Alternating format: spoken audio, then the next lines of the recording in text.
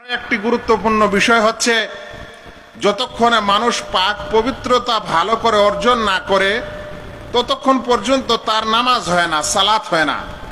এই জন্য নামাজের যতখানি গুরুত্ব, পাক পবিত্রতারও অতখানি গুরুত্ব। একটি উসুলে ফিকহে কায়দা মূলনীতি রয়েছে, মা লা ইয়াতুম্মুল ওয়াজিব ইল্লা বিহি ফাহুয়া ওয়াজিব। যদি কোনো একটি ওয়াজিব বিষয়, কোনো একটি জরুরি বিষয় সম্পাদন করা সম্ভব না হয় কোনো অন্য বিষয় ছাড়া, একটি জরুরি বিষয় পালন করা যদি সম্ভব না হয় অন্য বিষয় পালন করা ছাড়া, তাহলে ওই অন্য বিষয়টাও ফরজ হয়ে যায়। যেমন আপনি যদি বিনা অজুতে নামাজ পড়তে যান, নামাজ হবে? তো এখন আপনাকে এটা খুঁজতে হবে না। আমরা কিন্তু অনেক সময় ঝামেলায় পড়ি যে মৌলানা শেখ অমুক, এটা দলিল কি? ভাই, দলিল যেগুলা সোজা সোজা আছে সেটা তো আপনারা সকলেই বুঝেন, কিন্তু এই দলিলগুলা বুঝতে কিভাবে পারবেন যে একটি ফরজ ইবাদত সেটা সম্পাদন হবে না, সহি হবে না যতক্ষণে একটা অন্য কিছুর উপরও ডিপেন্ড থাকবে। এখন ওই যেটার উপর সে ডিপেন্ডেবল বিষয়ে পাক পবিত্রতার কথা বলা হয়েছে। আল্লাহু আকবার। আমরা এই ভারতবর্ষের সমাজে বসবাস করি, আমরা দেখি রাস্তাঘাটে কিছু মানুষ কিভাবে নির্লজ্জের মতো দাঁড়িয়ে প্যান্ট খুলে, চেন খুলে তারা প্রস্রাব করে। ডানে বামে যারা যাতায়াত করে তাদের যৌনাঙ্গ পর্যন্ত দেখে। ইসলামের এই সভ্যতা স্মরণীয় এবং প্রশংসনীয়। এটাকে সংস্কৃত ভাষায়, ভালো ভাষায় লঘু সংখ্যাও বলা হয়। কিন্তু আমি শুনেছি কিছু অমুসলিম পণ্ডিতের কাছে তাদের শাস্ত্রেও নাকি এই ইস্তেঞ্জা ব্যবহার করার বিধান আছে, কিন্তু তারা বর্তমান যুগের কেউ এটার কোনো তোয়াক্কা করে না। আমাকে স্মরণ পড়ে গেল এক স্কুলের হেডমাস্টার সাহেবের কথা, যাকে আমি দেখেছি। দু চারটা কথা হয়তো আমি তার কাছে পড়েছি। তিনি সিনিয়র মাদ্রাসায় হেডমাস্টার ছিলেন, একজন অমুসলিম মানুষ। আর সেই শুরুর যুগে যখন অধিকাংশই সেখানে আলেম ওলামা হতেন, শিক্ষক, আর তার মধ্যে একজন অমুসলিম ব্যক্তি তিনিও চাকরি করছেন। তো আমি তাকে দেখেছি সেই মুসলিম আলেম ওলামাদের সাথে থেকে থেকে তিনিও ইস্তেঞ্জা করতেন পেশাব করার পর। এবং তাকে যদি কেউ কটাক্ষ করত যে তুমি মৌলবীদের মধ্যে চাকরি করছো, তো সে অনেকগুলো আলেম ওলামার গুণ সেখানে বর্ণনা করত। এবং তার মধ্যে এটাও হতো যে ওরা এই ক্ষেত্রে তো আমাদের চাইতেও বেশি পরিষ্কার থাকে, যদিও তারা মুসলিমকে অপরিষ্কার মনে করে। ভাই সকল, আমি আপনাদেরকে ছিটে ফোটা কিছু পাক পবিত্রতার এই দুনিয়াবি বর্ণনা দিচ্ছিলাম। ইউরোপ আমেরিকায় যদি কখনো সফর করেন, বা যে ভাইয়েরা হয়তো কেউ গেছেন, সেখানকার বাথরুমে, টয়লেটে কিন্তু পানির ব্যবস্থা থাকে না। আশ্চর্য হবেন যে তারা মুছে মুছে টয়লেট এত দুর্গন্ধ করে রাখে যে একজন নামাজি মানুষের সেখানে বাথরুম করা অনেক কষ্টকর হয়ে যায়। আশ্চর্য লাগে যে সকল ক্যাম্পে মুসলিম এবং অমুসলিম বসবাস করে কাজ করার ক্ষেত্রে, যেমন সৌদি আরবের বিশেষ পরিবেশে দেখেছি, ও মুসলিমরা যেহেতু পেশাব করার পর পানি নেয় না, তাদের টয়লেটগুলোর থেকে জঘন্য ধরনের দুর্গন্ধ আসে। কিন্তু মুসলিমরা পানি যখন খরচ করে তখন এই দুর্গন্ধের সম্মুখীন তারা হয় না। আল্লাহু আকবার। সেজন্য আমাদের এই ইসলামের সৌন্দর্যতা আমাদের নিজে বুঝতে হবে এবং সেটা পালন করার চেষ্টা করতে হবে। ভাই সকল, এই সামান্য কিছু কথা বলার পর আমি মহিলাদের, মা ও বোনদের পাক পবিত্রতার সম্পর্কে আলোচনা শুরু করতে যাচ্ছি। পাক পবিত্রের কিছু বিষয় আছে যেটা পুরুষের সাথে সাদৃশ্য আছে, মানে পুরুষের মতোই। যেমন গোসল ও ফরজ গোসল, পুরুষ এবং মহিলার মধ্যে বিশেষ কোনো পার্থক্য নেই। যেমন অজু, পুরুষ এবং মহিলার মধ্যে বিশেষ কিছু পার্থক্য নেই। যেমন সাধারণ পাক পবিত্রতা, সেখানেও পুরুষ এবং মহিলার মধ্যে বিশেষ কিছু পার্থক্য নেই। কিন্তু তাদের পাক পবিত্রতার তিনটি এমন বিষয় আছে যেটার একটিও পুরুষের সাথে নেই। তিনটি এমন বিষয় আছে তাদের যেটা একটিও আমাদের পুরুষের সাথে এর কোনো সম্পর্ক নেই। আমি ওই তিনটিরই বর্ণনা দিতে যাচ্ছি। সেই তিনটি স্তর বা তিনটি অবস্থার নাম হচ্ছে হায়েজ এক নম্বর, দ্বিতীয় নম্বর ইসলামের পরিভাষায় হচ্ছে নেফাস, আর তৃতীয় নম্বর হচ্ছে ইস্তেহাদা। এই তিনটি এমন তাদের বিষয় আছে যার সাথে আমাদের পুরুষের কোনো সম্পর্ক নেই। তবে মাসলা মাসাইল ইস্তেমবাদ করার ব্যাপারে পুরুষের কিছু অবস্থার এদের সাথে সদৃশ্য আছে বলে দুজনের এই হুকুম আবার এক আছে। ওটা যদি সময়ে আসে তো ইনশাআল্লাহ বর্ণনা করে দেব। আমি বলছিলাম মহিলাদের তিনটি এমন অবস্থা আছে যে তিনটি অবস্থার বিশেষ পাক পবিত্রতার বিধান কিতাব এবং সুন্নতে বর্ণিত হয়েছে। তার মধ্যে একটির নাম হচ্ছে হায়েজ, দ্বিতীয়টির নাম হচ্ছে ইস্তেহাদা, আর তৃতীয়টির নাম হচ্ছে নেফাস।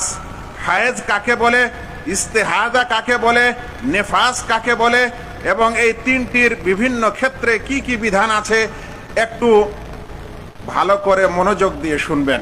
আজকের এই আলোচনা সত্যিকারে কোনো জোরদার চিৎকার করে আপনাদের মন জয় করার আলোচনা নয়, এটা শিক্ষা নেওয়া এবং দেওয়ার বিষয়। সেজন্য আমি ধীরে ধীরে ইনশাআল্লাহ যেমন শিক্ষক ক্লাসে ছাত্রদের পড়ায় সেভাবেই আমি আপনাদেরকে আলোচনা করার চেষ্টা করব, যেন আপনারা এবং আমরা বিশেষ করে মা ও বোনেরা বুঝতে সক্ষম হন। প্রথম অবস্থা যেটির নাম হচ্ছে হায়েজ। হায়েজের রক্ত বা হায়েজ এটি কি জিনিস? এটি হচ্ছে আল্লাহ রাব্বুল আলামিনের পক্ষ থেকে আদমের কন্যাদের উপর লিখে দেওয়া একটি বিষয়। আল্লাহ তাআলা আদম সন্তানদের মধ্যে যারা কন্যা মেয়ে তাদের জন্য আল্লাহ তাআলা বিশেষ একটা জিনিস নিয়ম করে দিয়েছেন যে যখন তারা বালেগ হবে তখন তাদের প্রতি মাসে তাদের লজ্জাস্থান থেকে স্রাব বের হবে, রক্ত বের হবে। এই রক্ত এবং এর বিধান এটাকেই বলা হচ্ছে হায়েজ। এর শরঈ পারিভাষিক অর্থ ওলামারা করেছেন, বলছেন যে দামুল হায়েজ, হায়েজের রক্ত যাকে স্রাব বলা হয় বা মাহওয়ারি কিছু মানুষ বলে থাকে, মিন্স বলা হয়। বলছেন দামুন ইউরখিহে রাহিমুল মারআ বাদা বুলুগিহা ফি আওকাতিন মুতাদা। এর মানে হচ্ছে ওই রক্তকে বলা হয় যেটা মহিলাদের বাচ্চাদানির ভিতর থেকে বের হয়, বাচ্চাদানির ভিতর থেকে উগলে দেওয়া হয়। বাদা বুলুগিহা প্রাপ্ত বয়সের পর, ফি আওকাতিন মুতাদা বিশেষ সময়ে মায়েদের বাচ্চাদানি থেকে যে রক্ত প্রবাহিত হয় তাকে শরিয়ার পরিভাষায় হায়েজ বলা হয়। আচ্ছা, এবার যেটা মাসিক রক্ত হয় আর একজন মানুষের সাধারণ রক্ত হয়, দুটোর মধ্যে পার্থক্য আছে। পার্থক্যটি এক নম্বর হলো এই যে যেটি হায়েজের রক্ত সেটা বাচ্চাদানির ভিতর থেকে বের হয় আর তার কালারটা, রংটা কালো বর্ণ হয়, কৃষ বর্ণ, কালো হয়। চতুর্থ, সাধারণ রক্তের চাইতে এই রক্তটি গাঢ় হয়। পঞ্চম, এই রক্তে দুর্গন্ধ থাকে। ষষ্ঠ, এই রক্ত জমাট বাঁধে না। কিন্তু এই সময় যদি আমাদের হাত পা কেটে যায় আর শরীরের যে কোনো স্থান থেকে রক্ত বের হয় তাহলে সেই রক্ত কিছুক্ষণের মধ্যে জমাট বাঁধে। তাহলে সাধারণ রক্ত এবং মাসিক রক্তের মধ্যে এই পার্থক্য হচ্ছে সাধারণত পাঁচটি।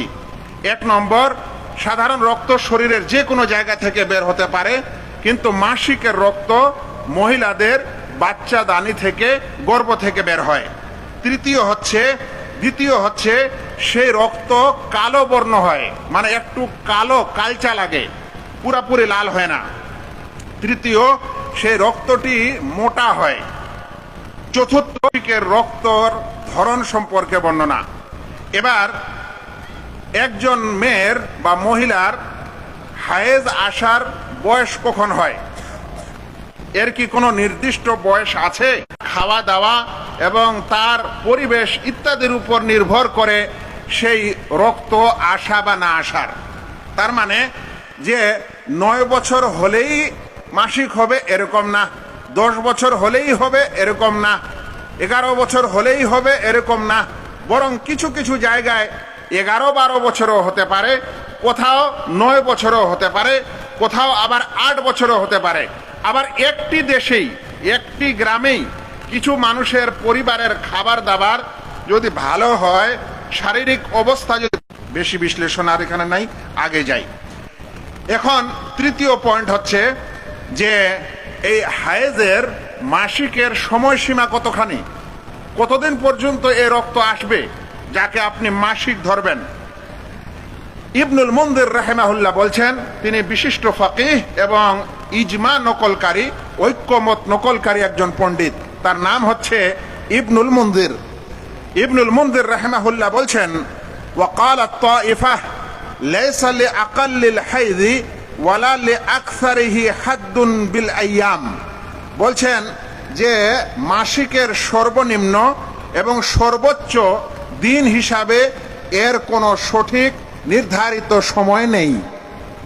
মানে দিন হিসাবে এরকম বলা যাবে না যে কম করে হলে 3 দিন আর বেশি হলে 8 দিন, এরকম দিন হিসাবে নির্ণয় করে এই সময়টি বলা যাবে না।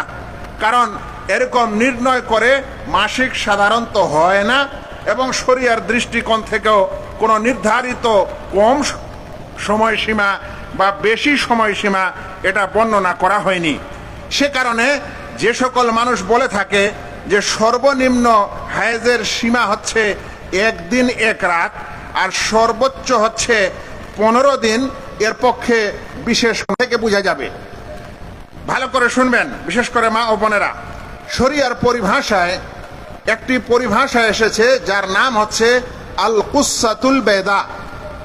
আল কুসাতুল বাইদা আসলে ভাবতে হবে যে পরিষ্কার হওয়ার আলামত চলে এসেছে, চিহ্ন চলে এসেছে। এই কুসাতুল বাইদা কি জিনিস? কুসাতুল বাইদা হচ্ছে মাসিক মানে রক্তপাত, রক্ত প্রবাহিত হওয়ার পর একটি তরল পদার্থ আসবে, যে তরল পদার্থটি সাধারণত হলুদ বর্ণ হবে। লাল রক্ত বের হওয়া শেষে মানে মাসিক শেষ হওয়ার আলামতটি শুরু হবে কুসা বাইদা দিয়ে। কুসা বাইদা হচ্ছে যে এমন একটি তরল পদার্থ যেটা হলুদ বর্ণ, আর এই পদার্থটি রক্তে প্রবাহিত হওয়ার পর আসবে। যদি এটা আসে তাহলে ভাবতে হবে যে সে পবিত্রা হয়ে গেছে, এখন তাকে গোসল করা জরুরি। যদি কোনো মহিলার এই হলুদ বর্ণ পদার্থ বা পানীয় দ্রব্য না আসে, তাহলে দ্বিতীয় একটা জিনিস হতে পারে, সেটা হলো যে লজ্জাস্থান পরিষ্কার হয়ে যাওয়া, শুকিয়ে যাওয়া। যদি লজ্জাস্থান পরিষ্কার হয়ে যায়, রক্তপাত শেষ, পরিষ্কার হয়েছে, শুকিয়ে গেছে, তাহলে ভাবতে হবে যে সে পাক বা পবিত্রা হয়ে গেল, এখন তাকে গোসল করা জরুরি। তাহলে হায়েজ থেকে পাক হওয়ার দুটি নিদর্শন, একটিকে বলা হচ্ছে কুসা বাইদা মানে হলুদ বর্ণ পিচ্ছিল পদার্থ আসা, আর দ্বিতীয়টি হচ্ছে জাফাফ অর্থাৎ রাস্তা শুষ্ক হয়ে যাওয়া। এই সময় এরকম অবস্থা হলে, মাসিকের পর এই অবস্থা হলে ভাবতে হবে যে সেই মহিলা এখন পরিষ্কার হয়েছে, এই সময় তার উপর গোসল করা জরুরি। এরপর গোসলের পর স্বামী স্ত্রীর মিলন সহ বিভিন্ন বিধান তার জন্য জায়েজ হবে, যার বর্ণনা ইনশাআল্লাহ আমি। এরপর আরেকটি বিষয়, সেটি হলো যদি কোনো মহিলার দেখা গেল যে তার 6 দিন মাসিক হয়, কিন্তু হঠাৎ করে 2-4 বছর পর দেখা গেল সেটা 7 দিন আসছে কিংবা সেটা 8 দিন হয়ে যাচ্ছে। এর বিপরীত হতে পারে যে তার দেখা গেল 6 দিন মাসিক আসতো, বয়সের তারতম্যের কারণে এখন সেটা 5 হয়ে গেল বা 4 হয়ে গেল। তাহলে আমরা কতখানি হায়েজ পিরিয়ড ধরব? জি, যদি হায়েজ আসতে আসতে তার সময়সীমা বেড়ে যায়, তাহলে ওই সময়সীমাটাও হায়েজের অন্তর্ভুক্ত হবে। আর যদি সময়সীমা কমে যায় তাহলে ভাবতে হবে যে তার এক সময় 6 দিন ছিল, এখন কমে গেছে, আর তাই এই কম সময়টায় তার হায়েজের সময়সীমা। বুঝা গেছে? আমরা আরো আগে চলি। এখানে আরো একটি জিনিস আছে, সেটি হলো শরিয়ার পরিভাষায় বলা হয় আসুফরা ওয়াল কুদরা। সুফরা ও কুদরা এটু একটি পানীয় পদার্থ, যেটা মহিলার লজ্জাস্থান দিয়ে বের হয়। এই দুটি জিনিস হায়েজের অন্তর্ভুক্ত না হায়েজের অন্তর্ভুক্ত নয়, এই কারণে এই বিষয়টি বলতে হবে। সুফরা মানে হলো এমন রক্ত যেটা হলুদ বর্ণ, আর কুদরা মানে হলো এমন রক্ত যেটা কালো হলুদ মিশ্রিত। হলুদ এবং কালো মিশ্রণ হলে যে হায়েজ শেষ হওয়ার পর সুফরা বা কুদরা আসছে, হলুদ বর্ণ কিংবা কৃষ্ণবর্ণ তরল পদার্থ আসছে। এখন হায়েজের সময়সীমায় যদি সুফরা ও কুদরা দেখা যায় তাহলে সেটাকে হায়েজই ধরতে হবে। আর যদি হায়েজের সময়সীমার পরে সুফরা বা কুদরা দেখা দেয় তাহলে সেটাকে হায়েজ গণনা করতে হবে না, সেটা পাক অবস্থা ধরতে হবে। আল্লাহু আকবার। এটি ছিল হায়েজের বিষয়ের কিছু জ্ঞান। এরপরে বর্তমান যুগে হায়েজের অবস্থায় বা মাহওয়ারি বন্ধ করা বা চালু করার বিশেষ মেডিসিন পাওয়া যায়। এর বিধান কি? কোনো মহিলা কি কিছু মেডিসিন বা ঔষধ খাওয়ার মাধ্যমে তার হায়েজকে বিলম্ব করতে পারে? যেমন ধরে নেন, এখন রমজান মাস শুরু হবে, কিছু মহিলা ভাবে যে আমার 5-7 দিন মিন্স বাকি আছে, 5-7টা রোজা বাকি আছে, আর এই সময় মিন্সের আমার অবস্থা, তো আমি কিছু ঔষধ খেয়ে নিই যেন আমার সব রোজাগুলা হয়ে যায়, তারপরে মিন্সটা আসে। এভাবে কোনো কারণে মিন্স দেরিতে আসার জন্য মানুষ ওষুধ খেতে পারে। দেখা গেল একজন মানুষ হজ বা উমরায় যাচ্ছে, এখন হজ উমরার সময়, যে সময় তার উমরার সময় বা দেখা গেল হজের সময় তাওয়াফের কাবার তাওয়াফ করতে হবে, তার পিরিয়ড সময় ওই সময়। এই কারণে কিছু মহিলা আবার এমন কিছু ঔষধ খায়, যেই ঔষধ খাওয়ার কারণে তার হায়েজ যেন দেরিতে আসে, এই কারণে ঔষধ খায়। এই সকল ঔষধ খাওয়া জায়েজ না জায়েজ নয়, বিষয়টি জানতে হবে। জানতে হবে না? হবে না? আমি বুঝছি না, আপনারা শুনছেন তো আমার কথা? কারণ আজকে আমি আপনাকে গরম করাতে পারছি না, মানে খুব ধীরে ধীরে কথা বলতে হচ্ছে যেন বিষয়টি ক্লিয়ার হয়ে যায়। তো জি, এই বিধানটি জানতে হবে, এটা বর্তমানে খুব একটি প্রচলিত এবং খুব প্রয়োজনীয় বিষয় হয়ে দাঁড়িয়েছে। ওলামারা বলছেন এরকম ঔষধপত্র হায়েজ আগে আনার জন্য কিংবা বিলম্ব করার জন্য জায়েজ, দুটি শর্তে। 1 নম্বর শর্ত হলো যে ওই ঔষধ ব্যবহার করতে গিয়ে যেন তার শারীরিক ক্ষতি না হয়। যদি শারীরিক ক্ষতি হয়, ক্ষতির আশঙ্কা থাকে, তাহলে এরকম ঔষধ তার জন্য ব্যবহার করা জায়েজ হবে না। দ্বিতীয় শর্ত হলো এটা যেন স্বামীর অনুমতি ক্রমে হয়, স্বামীকে না জানিয়ে চুপি চুপি যেন এরকম না করা হয়। যদি এই দুইটি শর্ত থাকে, স্বামীর কাছে অনুমতি নেওয়া হয়েছে এবং তার শারীরিক কোনো ক্ষতি হয়নি বা হয় না, তাহলে সে এরকম করতে পারে। নচেত আপনি যখন আপনার আল্লাহ রাব্বুল আলামিন যেই নিয়মে আপনাকে এই স্রাবের অবস্থা দিয়েছে ওই নিয়মই থাকেন, ইনশাআল্লাহ তাতে বেশি আপনার জন্য কল্যাণ আছে, শারীরিকভাবেও এবং দিনের ক্ষেত্রেও। এখানে কিছু বিধান আছে হায়েজ মহিলাদের সম্পর্কে, যেটা আমি পরে বলবো, কারণ এরপরের অবস্থা ইস্তেহাদা, সেটি আমি আপনাদের সামনে এখন আলোচনা করতে যাই। এখানে আরো বিশেষ কিছু মাসলা আছে, কিন্তু আমার যেটা সময় এবং যতখানি অবস্থা সেই হিসাবে আমাকে কথা বলতে হলো।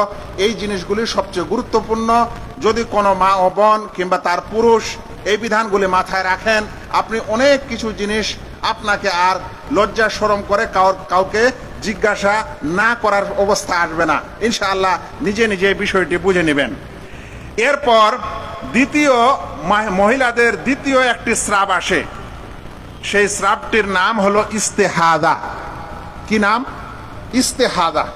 ইস্তেহাদাটা কি জিনিস?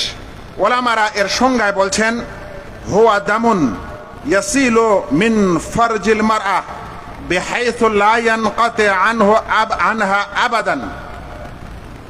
এর মানে হচ্ছে এই যে এমন রক্ত যা মহিলার যৌনাঙ্গ থেকে বের হয় আর সেটা চিন্তায় থাকে।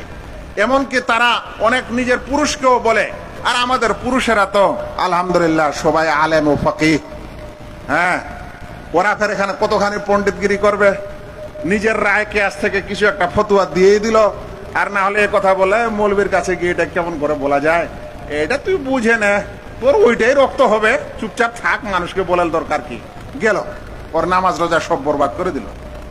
এই জন্য আমি একটু আগে বলছিলাম যে এই বিষয়টা অত সোজা বিষয় না, এটার উপর নির্ভর করে একটি ফরজ ইবাদত, কয়েকটি ফরজ ইবাদত। আপনি যদি এটা না জানেন তাহলে আপনার হয় ফরজ ইবাদত ছাড়া যাবে, আর না হলে ফরজ ইবাদত বরবাদ হবে, আর না হলে অন্য কিছু হয়ে যাবে। আল্লাহু আকবার। সেজন্য এই বিষয়টি জানা দরকার। এখন কথা হলো যে একটি হলো ইস্তেহাদার রক্ত, আর একটি হলো হায়েজের রক্ত। ইস্তেহাদার রক্ত আর হায়েজের রক্তের মধ্যে বড় পার্থক্য হলো এই যে ইস্তেহাদার রক্ত গর্ভের ভিতর থেকে, বাচ্চাদানি থেকে বের হয় না, বরং সাধারণত যৌনাঙ্গের মুখ থেকে বের হয়, যেটা গর্ভের ভিতরের রক্ত নয়। এই রক্তটা ওই রক্তকে বলা হয় যেটা সাধারণত মাসিকের রক্তের পরে আসে। মানে যে মহিলার দেখা গেল 6 দিন বা 7 দিন মাসিক হয়, এখন 7 দিনে বন্ধ না হয় 8, 9, 10, 11, 12, 13, 10, 15 দিন আরো বেশি করে তার রক্ত থাকছে। এটাকে বলা হয় যে যেটা তার মাসিক সময়, সেই সময় থেকে আরো বেশি সময় ধরে রক্ত আসা, এই রক্তকে বলা হচ্ছে ইস্তেহাদা। ইস্তেহাদা এবং হায়েজের রক্তকে কিভাবে পার্থক্য করবে মহিলারা, কিভাবে বুঝবে যে এটা ইস্তেহাদার রক্ত না এটা হায়েজের রক্ত? ইস্তেহাদার রক্তটা আসলে অসুখের রক্ত। এটা প্রকৃতিগতভাবে মা ও বোনদের মাসিক যে স্রাবটা আসে ওই স্রাব নয়, এটা একটা অসুখ এবং রোগের স্রাব। এটা হলো বুঝার বিষয়। তাই যতদিন তার মাসিক অবস্থা থাকবে, তারপরে যদি বেশি আসতে লাগে তাহলে ভাবতে হবে এটা তার অসুখের স্রাব, এটা কিন্তু মাসিক ও প্রকৃতিগত স্রাব নয়। আচ্ছা, পার্থক্য কিভাবে করবে মহিলারা যে এটা আমার মাসিক স্রাব না এটা আমার হায়েজের স্রাব?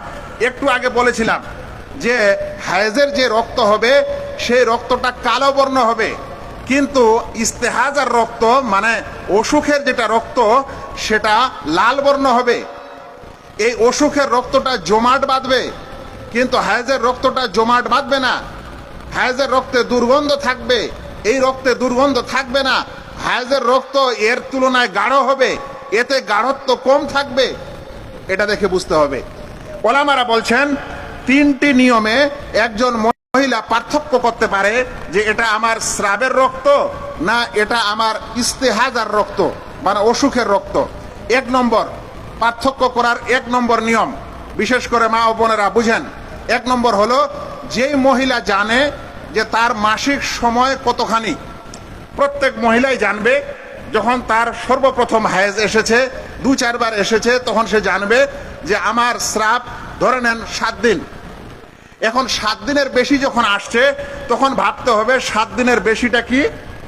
7 দিনের বেশিটা হচ্ছে অসুখের রক্ত।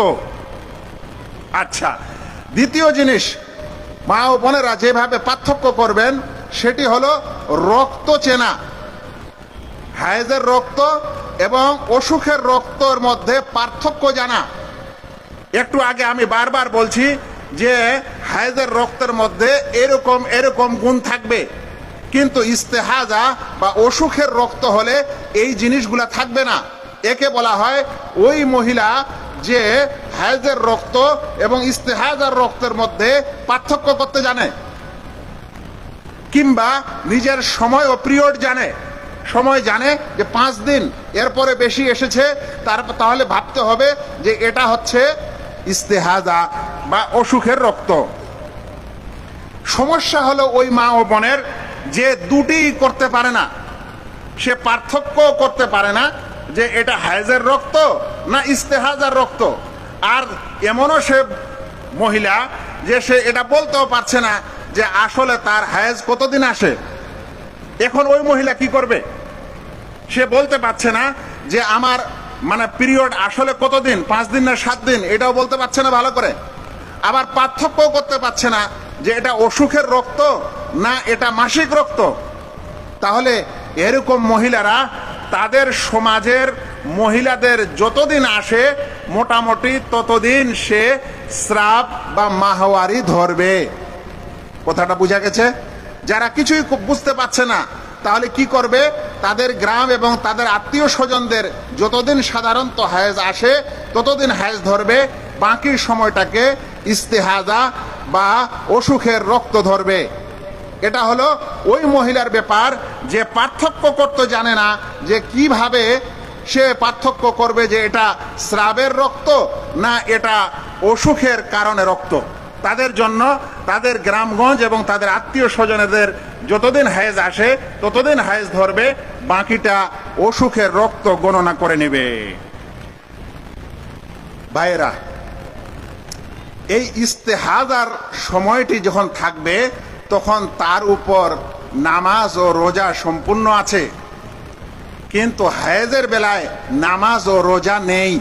কি কি নেই ওর বর্ণনাটা আমি লাস্টে দিচ্ছি, কিন্তু এই পার্থক্যটা এখানে বুঝতে হবে যে ইস্তেহাজার রক্ত যদি হয়, যেটা অসুখের রক্ত, এবং যেটা মাহওয়ারি বা মাসিক সময়ের পরে যে রক্তটা হয়, ওই রক্তের পিরিয়ডটা যখন থাকবে তখন সেই ব্যক্তি, সেই মা কিভাবে নামাজ পড়বে?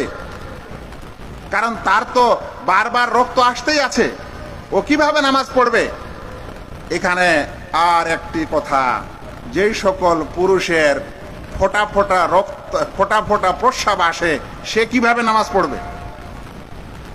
একটু আগে বলছিলাম না যে কিছু এমন বিধান আছে যেটা আমাদের সাথে কিছু সম্পর্ক নাই মহিলাদের, এই জায়গাটাতে পুরুষেরও সম্পর্ক আছে। কিভাবে আমি বুঝাচ্ছি আপনাদের। ওই পুরুষ যাদের ফোঁটা ফোঁটা রক্ত আসে, বহুমূত্রের রোগ বলা হয়, ও কিভাবে অজু করবে এবং নামাজ পড়বে? ঠিক ওই মহিলা, যেই মহিলার স্রাবের পরেও যার কাছে ফোঁটা ফোঁটা রক্ত আসে অসুখের, ও কিভাবে নামাজ পড়বে? ওলামারা ইস্তেহাজার বিধানের উপর পুরুষের বহুমূত্রের রোগীকে কেয়াস করেছেন। ইস্তেহাজার মহিলারা যেভাবে তাদেরকে পাক পবিত্রতা হওয়ার বিধান দিয়েছে ইসলামে, ঠিক বহুমূত্রের পুরুষেরাও ওইভাবেই পাক পবিত্রতা অর্জন করবে এবং নামাজ আদায় করবে। তাহলে জানা যাক যে একজন ইস্তেহাজার মহিলা, অর্থাৎ যেই মহিলার মাসিক স্রাবের চাইতেও বেশি রক্ত আসে, যেটা অসুখের রক্ত, তাকে কিভাবে নামাজ পড়তে হবে? তার নামাজ পড়ার সাধারণত নিয়ম দুইটি। 1 নম্বর, সে প্রত্যেক নামাজের পূর্বে তার লজ্জাস্থান ধুয়ে নিবে এবং ধোয়ার পর অজু করবে। অজু করার পর কোনো একটি এমন প্যান্ট বা কাপড় বা ইত্যাদি পরবে যেন রক্ত বের হলে ওই কাপড়ে লাগে, বাইরের ভালো কাপড়ে না লাগে। আবারও বলছি, একজন মুস্তাহাদা মহিলা যার রক্ত স্রাবের অসুখ আছে, সেই মহিলা নামাজ পড়বে কখন, কিভাবে? তো প্রত্যেক নামাজের জন্য সে প্রথমে আগে লজ্জাস্থান ধুয়ে নিবে, তারপরে অজু করবে। অজু করার পর এমন একটি ভিতরে প্যান্ট বা কোনো কিছু পরবে যেটা যদি কোনো কারণে রক্ত বের হয় নামাজের সময়, তাহলে যেন সেখানেই লাগে, অন্য কাপড়ে না লাগে। এটা কোন মহিলা করবে? ওই মহিলা যাদের স্রাবের পরেও বেশি বেশি রক্ত এসে থাকে। রাসূল করিম সাল্লাল্লাহু আলাইহি সাল্লামের কাছে একজন সাহাবিয়া উপস্থিত হয়ে বললেন, ইয়া রাসূলুল্লাহ, ইন্নী ইমরাতুন উস্তাহাদ। আল্লাহ রাসূল, আমি এক এমন মহিলা যে আমার বারবার হায়েজ আসে, ইস্তেহাজা আসে, হায়েজের পরেও রক্ত শক্ত আসে। এই কচি বাচ্চাদেরকে সামনে আপনারা কেন এত করে নিয়ে এসে ডিস্টার্ব করছেন? আমাকে ডিস্টার্ব হচ্ছে, এদেরকে ভলেন্টিয়ার আপনারা অন্য জায়গায় নিয়ে যান তো। রসুল করিম সাল্লাল্লাহু আলাইহি সাল্লামের কাছে একজন মহিলা এসে বলছেন, আল্লাহ রসুল, ইন্নি ইমরাআতুন উস্তাহাদ। আল্লাহ রসুল, আমি এমন একজন মহিলা যার ইস্তেহাজা হয়, রক্ত আসে মাহাওয়ারির পরে, স্রাবের পরে। আফালা তারপরে বলছেন যে ফালা আতহর, আমি পাক পবিত্র হতে পারি না। আফা আদা উসালাহ, আল্লাহ রসুল, আমি কি নামাজ ছেড়ে দেব? কারণ হায়েজের বেলায় তো নামাজ ছেড়ে দিতে হয়। তাহলে এরকম অসুখের রক্ত আসছে, আমি কি নামাজ ছেড়ে দেব? আল্লাহ রসুল সাল্লাল্লাহু আলাইহি ওয়াসাল্লাম বললেন, ইজতানিবি আস-সালাত আইয়ামা মাহিদিকা, তুমি আর তোমার যতদিন হায়েজের সময় আসে অতদিন তুমি নামাজ ছেড়ে দাও। তারপর সুম্মাকতাসিলি, অতঃপর তুমি গোসল করো। ওয়া তাওয়াদ্দাই লিকুল্লি সালাহ, এবং প্রত্যেক নামাজের জন্য ওযু করো। তার মানে যদি ইস্তেহাজা ওয়ালি আওরাত হয়, মহিলা হয়, তাহলে তার যেটা মাহওয়ারের সময়, পিরিয়ডের সময়, সেটা বাদ দিল। দেওয়ার পর এখন যদি তার আসছে বেশি করে, তাহলে সে এই দিনগুলিতে কি করবে? নামাজ আদায় করবে। নামাজ আদায় করার নিয়ম হবে এই যে যখন তার মাহওয়ারের পিরিয়ড শেষ হয়ে গেল, তার মানে 5 দিন বা 7 দিন যার যেটা হয় শেষ হয়ে গেল, তখন সে গোসল করে নেবে। এই গোসলের মাধ্যমে সে হায়েজের পর যে গোসল করা জরুরি, সেই গোসলটা হয়ে গেল। এখন কি হবে? এখন সে প্রত্যেক নামাজের জন্য ওযু করবে, ওই অবস্থা নিবে যে অবস্থা বললাম, দেওয়ার পর এখন নামাজ আদায় করবে। এটা হলো মুস্তাহাজা মহিলাদের নামাজ পড়ার প্রথম নিয়ম। এর দ্বিতীয় নিয়ম হচ্ছে যে 2টি নামাজ একত্রে পড়বে এবং তার পূর্বে গোসল করবে। অর্থাৎ জোহরের সময়কে একটু দেরি করে দিল, আসরকে একটু কাছে করে নিল, তার পূর্বে গোসল করলো, করার পর এখন সে নামাজ আদায় করবে, 2টি নামাজ একসাথে। অনুরূপ মাগরিব এবং এশা 2টি নামাজ একসাথে, আর ফজরের বেলা আলাদা করে। তার মানে 2 নামাজের জন্য গোসল, 2 নামাজের জন্য গোসল, অতঃপর ফজরের নামাজের জন্য একটি গোসল। যদি গোসল করতে গিয়ে মহিলার অসুখ হয় বা অসুখ বৃদ্ধি পায়, তাহলে এই আমল করবে না, বরং প্রত্যেক নামাজের পূর্বেই ওযু করে সে গোসল করবে। এখন একটি বিষয় ছিল যে যদি কোনো পুরুষের বারংবার প্রস্রাব আসে, বহুমূত্রের রোগ হয়, তাহলে সে কি করবে? বহুমূত্রের রোগীরাও, তারাও এই মুস্তাহাজা মহিলার মতো সে প্রত্যেক নামাজের পূর্বে লজ্জাস্থান ধুয়ে নেবে। যে সকল জায়গায় প্রস্রাব পড়েছে সেগুলা ধুয়ে নেবে, নেওয়ার পর ওযু করবে, ওযু করার পর জাঙ্গিয়া ইত্যাদি পরে নেবে, নেওয়ার পর সে নামাজ আদায় করবে। এই সময় যদি তার কিছু ফোঁটা ফোঁটা বেরো হয়, আল্লাহ তাআলার কাছে সেটা মাপ আছে। বুঝা গেছে? এখানে ওলামায়ে কেরামরা বহুমূত্রের রোগীকে এই মুস্তাহাজা মহিলাদের উপর কিয়াস করে এই মাসলা দিয়েছেন। এজন্য এই মাসলাটি সঠিক। তবে একটি কথা মনে রাখবেন, ফুকাহারা বলছেন এরকম রোগীরা, সেটা মুস্তাহাজা মহিলা হোক কিংবা বহুমূত্রের পুরুষ হোক, তারা যেন সময়ের পূর্বে ওযু না করে। সময়ের পূর্বে মানে এখনো জোহরের সময় হয়নি আর ওযু করে বসে আছে, এরকম না করে, বরং জোহরের সময় হলো, আজান হলো বা সময় হয়েছে, তখন যেন সে এই পাক পবিত্রতা অর্জন করে। ভাইরা, এটি ছিল দ্বিতীয় বিষয়। আর কতখানি সময় আছে? তৃতীয় বিষয় হচ্ছে মহিলাদের, সেটার নাম হচ্ছে নিফাস। নিফাস কাকে বলা হয়? নিফাসের স্রাব ও নিফাসের রক্ত, সেটা হচ্ছে মা ও বোনদের বাচ্চা প্রসবের পর যে স্রাব আসে তাকে বলা হয় নেফাস। বাচ্চা হওয়ার পর যেই স্রাব আসে তাকে বলা হয় নেফাসের স্রাব।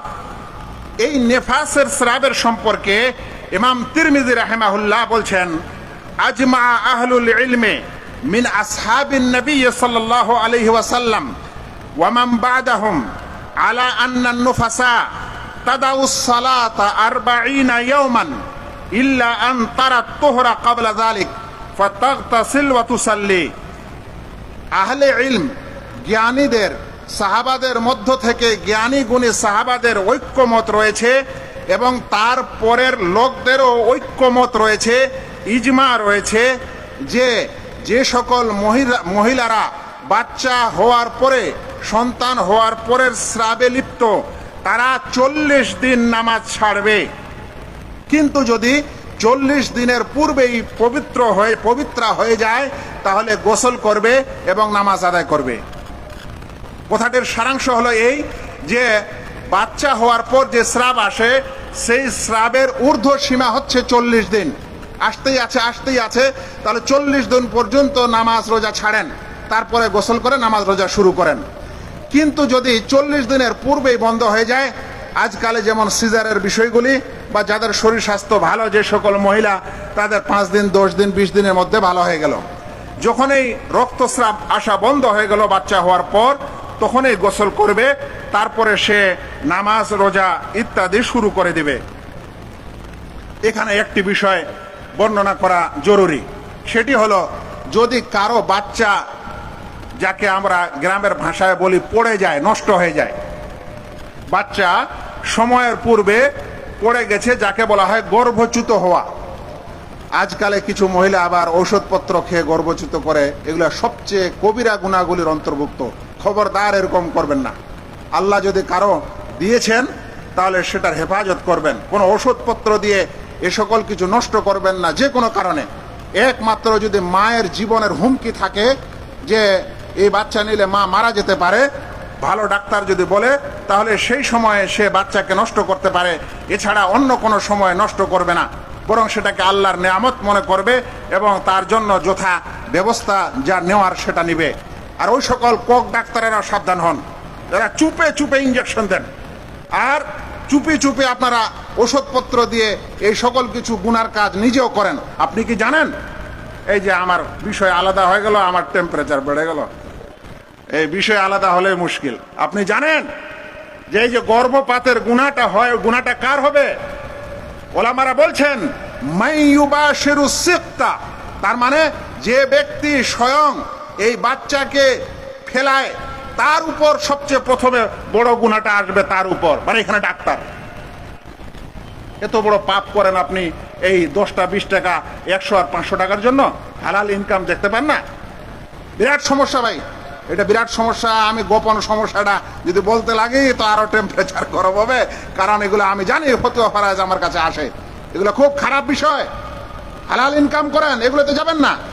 এটাতে ওই মহিলার যতখানি আপনা নিফাসিন ফি আইয়ি মারহালাতিন মিনাল মারাহিল, বলছেন ওই রক্ত যেটা গর্ভচ্যুত হওয়ার পর বের হয় সেটা নেফাসের রক্ত ধরা হবে, সেটা সেই গর্ভচ্যুতটা যে কোনো সময় হোক না কেন।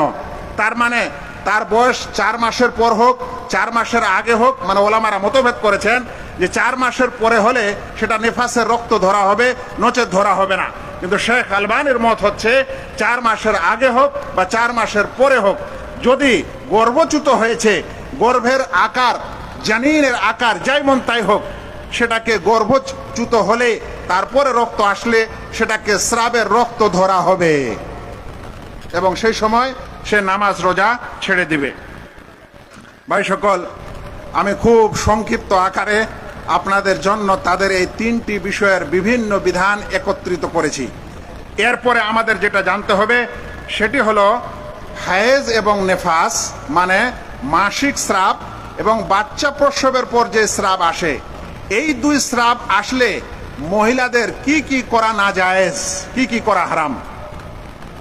হ্যাঁ, একটি রক্ত বাদ দিলাম, সেটা হলো ইস্তেহাজা, মানে অসুখের রক্ত। তো অসুখের রক্তের বেলা এ সকল বিধান প্রযোজ্য নয়। এখানে বিধান প্রযোজ্য হবে হায়েজের যদি রক্ত আসে, মানে হায়েজের অবস্থা, যেটাকে মাসিক স্রাব বলা হচ্ছে। আর দ্বিতীয়টা হচ্ছে নেফাস, অর্থাৎ গর্ভচ্যুত হোক কিংবা সন্তান প্রসবের পর যে রক্ত আসে, সেই সময়সীমার মধ্যে তাদের কি কি করা যাবে না। 1 নম্বর, তাদের উপর নামাজ পড়া হারাম, মানে মাসিক অবস্থায় সে নামাজ পড়বে না। অনুরূপ বাচ্চা স্রাবের পর যতদিন স্রাব আছে 40 দিন পর্যন্ত সে নামাজ পড়বে না, তার আগে পাক হলে নামাজ পড়তে শুরু করবে, সেই নামাজ ফরজ হোক কিংবা নফল হোক। অনুরূপ কোরআন পড়বে না। এই কোরআন পড়া না পড়াকে নিয়ে ফোকায়ে কেরামদের মধ্যে মতভেদ আছে বিরাট। একটা হলো কোরআন এভাবে ছুঁয়ে পাঠ করা, এভাবে ধরে, এটা পারবেই না। দ্বিতীয়টা হচ্ছে কোরআন মুখস্থ পাঠ করা। এখন কোরআন মুখস্থ পাঠ করাকে বলা হয় কিরাআতুল কোরআন। ওলামায়ে কেরামদের বড় মতভেদ। এই সময় না পড়াই ভালো আমি মনে করছি।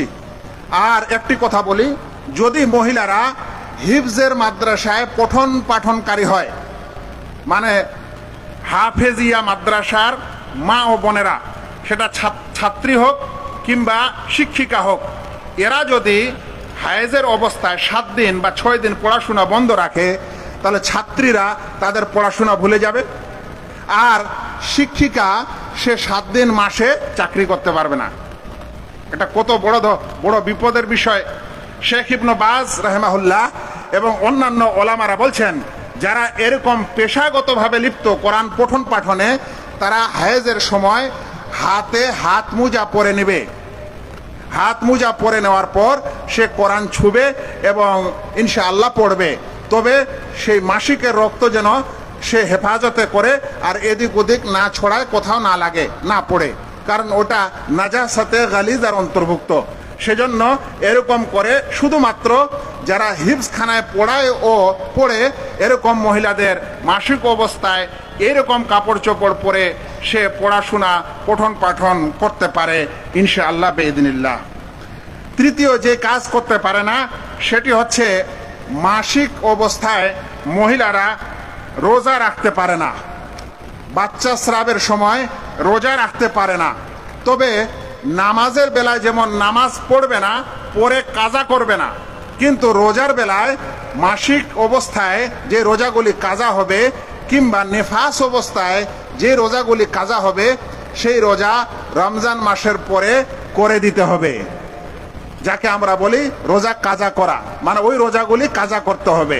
কিন্তু নামাজের কোনো কাজা নেই।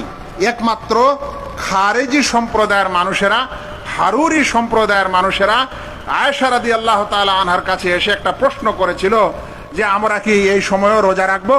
তো আয়েশা রাদিয়াল্লাহু তাআলা আনহা বলেছিলেন, হারুরি আনতি, তুমি কি হারুরি সম্প্রদায়ের মহিলা হয়েছো যে তুমি কি বলে নামাজ কাজা করতে চাচ্ছ রোজার মতো? এই সময় আল্লাহ রাসূল সাল্লাল্লাহু আলাইহি ওয়াসাল্লাম আমাদেরকে নামাজ কাজা করতে বলেননি, সেই জন্য নামাজ কাজা করতে হবে না, রোজা কাজা করতে হবে। আল্লাহ তাআলার ইনসাফ দেখেন, মা ও বোনদের উপর এই যে একটা মাসিক অবস্থা দিয়েছেন, যেটা কিছুটা হলো একটা রোগের মতো বিষয়, আল্লাহ তাআলা তাদেরকে নামাজ মাফ করে দিয়েছেন। চতুর্থ বিষয়, এই স্রাবের সময় মহিলার সঙ্গে সঙ্গম করা, মিলন করা নাজায়েজ, সম্পূর্ণ হারাম। আল্লাহ তাআলা কোরআনে বলছেন, এটা ভালো করে শুনবেন। আজকালে কিছু এক তো বেনামাজি, তার উপর পাক সাপ তো থাকেই না, বিয়ে শাদী করেছে, হায়েজ ও নেফাস ইত্যাদি অবস্থাও জানে না, ওই সময় স্ত্রীর সঙ্গে সঙ্গম করে। আল্লাহ তাআলা কোরআনে বলছেন, ওয়াসআলুনাকা আনিল মাহিজ, তারা জিজ্ঞাসা করে হায়েজের সময় সম্পর্কে, কুল হুয়া আযান, বলে দাও এটা হচ্ছে অসুচিকর বিষয়, ফাতাজিলুন নিসা, তাই তোমরা মহিলাদের থেকে এই সময় মিলন করা থেকে দূরে থাকো, ফিল মাহিজ, হায়েজ অবস্থায়, ওয়ালা তাকরাবুহুন্না, তাদের নিকটবর্ত হয় না, হাত্তা ইয়াতহারনা, হাত্তা ইয়াতহরনা, যতক্ষণে তারা হবে সাদকা দিতে হবে। এই হাদিসটির দুর্বলতা আছে, যে কারণে আমাদের আহলুল হাদিস ওলামারা কাফফারার কথা বলেন না। তবে ফোকাহায়ে কেরামরা বলছেন এটা মুস্তাহাব কাফফারা, কেউ যদি দিতে চায় তাহলে দেওয়াটা ভালো। আর ওলামারা বলেছেন যে যদি পূর্ণ হায়েজ অবস্থায় কেউ সঙ্গম করে তাহলে তাকে 1 দিনার দিতে হবে, আর হায়েজের শেষের দিকে করেছে তাহলে তাকে আধা দিনার দিতে হবে। 1 দিনার বরাবর বর্তমানে চারণ মিলন করা যাবে না। আল্লাহ রাসূল সাল্লাল্লাহু আলাইহি ওয়াসাল্লাম বলছেন, ইসনাউ কুল্লা শাইইন ইল্লা নিকাহ, তোমরা সবকিছু করো কিন্তু সঙ্গম করো না। তার মানে আপনি আপনার হায়েজা স্ত্রীর সাথে কথা বলবেন, উঠা বসা করবেন, এক অপরের সঙ্গে খাওয়া দাওয়া করবেন, গোসল করবেন, এক অপরকে ছোঁয়াছুঁই হবে, কোনো অসুবিধা নেই। কিন্তু স্ত্রী কিছু নিয়েছে আর বের করেছে, এতটুকু ইনশাআল্লাহ বৈধ আছে। প্রিয় নবী মুহাম্মদ মুস্তাফা সাল্লাল্লাহু আলাইহি ওয়াসাল্লাম আয়েশা রাদিয়াল্লাহু তাআলা আনহাকে একদিন বলছেন, না বেলিনি আল খুমরা মিনাল মসজিদে। আল্লাহ রাসূল মসজিদে আছেন আর বলছেন, আমাকে জায় নামাজটা দাও বাড়ির ভিতর থেকে। তো আয়েশা রাদিয়াল্লাহু তাআলা আনহা বললেন, আল্লাহ রাসূল, আমি তো হায়েজ অবস্থায় আছি।